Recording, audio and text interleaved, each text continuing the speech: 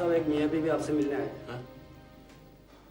उनको कहो कि वो जो भी कुत्ता बिल्ली या जो भी लाए हैं उनको छोड़ जाएं, मैं शाम को देख लूंगा। नहीं साहब, वो खुद कुत्ते बिल्ली की तरह झगड़ा करते। पापा मियाँ बीवी झगड़ा क्यों करते रहते हैं? सब नहीं झगड़ते बेटे। अच्छा जाओ उन्हें बुला लाओ। ये उठा लो प्लीज। बाय भी ले जाओ। नमस्ते जी। राधा बेटी, हम बहुत जरूरी काम से आए हैं, हमें मिस्टर बजाज से मिलना है।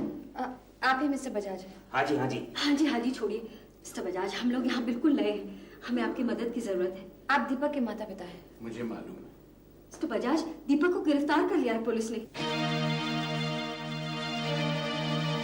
बात दरअसल ये है कि बेगुनाह दीपक को जी वो तो सब जानते हैं, हम इसलिए आए हैं मिस्टर बजाज, हम चाहते हैं कि आप दीपक की जमानत करवा दीजिए। लेकिन पुलिस ने दीपक को गिरफ्तार क्यों किया है? वो मर्डर के इल्जाम में सर। पापा मैं तो पहले ही कहता था यह वकील चोर जैसा दिखता है।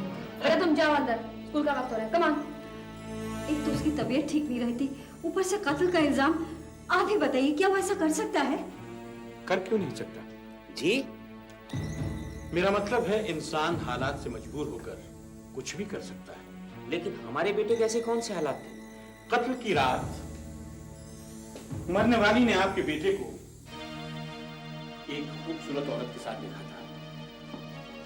वो औरत घबरा गई, लेकिन आपके बेटे ने उस औरत से कहा कि अगर उस लड़की ने अपनी जुबान खोली तो वो उसे जिंदा नहीं छोड़ेगा।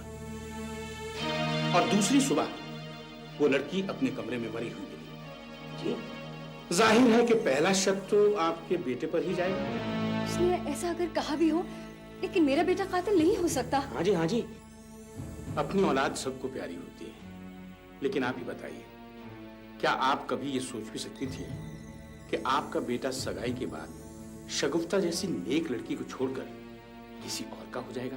हम यहाँ आपकी मदद लेने के लिए आए हैं, अपने बेटे की बुराई सुनने के लिए नहीं। हाँ जी हाँ जी। जो बुराइयों का हकदार है, ना तो मैं उसकी कोई तारीफ कर सकता हूँ और नहीं मदद। बहुत बहुत शुक्रिया, चलिए जी। हाँ जी हाँ जी। चलो।